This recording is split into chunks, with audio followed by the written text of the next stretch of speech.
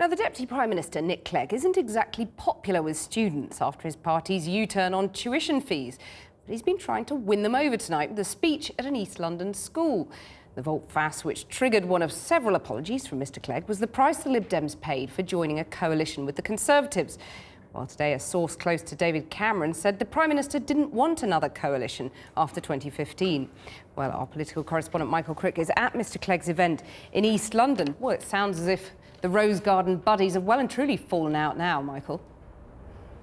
Well, in a way, although I should correct you actually, people always talk about the Rose Garden. There isn't a Rose Garden in Downing Street. I've looked around it several times. There are hardly any roses. The Rose Garden is at the White House. However, I know what you mean. And the Telegraph today are reporting that, in fact, David Cameron is going to rule out of the next Conservative manifesto the idea of another coalition with the Liberal Democrats. Now, of course, there is an element, I think, here of appeasement of his backbenchers, many of whom think that the coalition has been a disaster. And certainly, if he was to propose the idea again after an election in 2015, there'd be a lot more opposition than there was in 2010. Well, I should... Nick Clegg came here to warn pupils and parents not to believe the myths that had arisen from the rows over university tuition fees. Instead, he said, these were the actual facts over what had happened. The highest ever application rates. More young people doing full-time courses in university than ever before. A higher proportion of young men and women from lower income groups at university than ever before. Higher grants to help the poorest students. No one paying back a penny until they're earning a decent wage.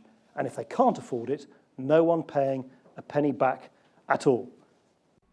It takes us back to one of the most famous pledges of modern times. Before the last election, Nick Clegg and his MPs signed their names against any rise in university tuition fees.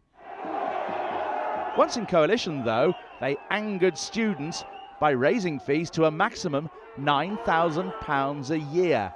Hence, 2 years ago, one of the most famous apologies of modern times, much parodied.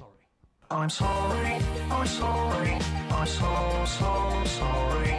There's no easy way to say it. I'm sorry, I'm sorry. But now Nick Clegg cites tuition fees as showing how, in coalition, his Lib Dems tempered much harsher Tory policies.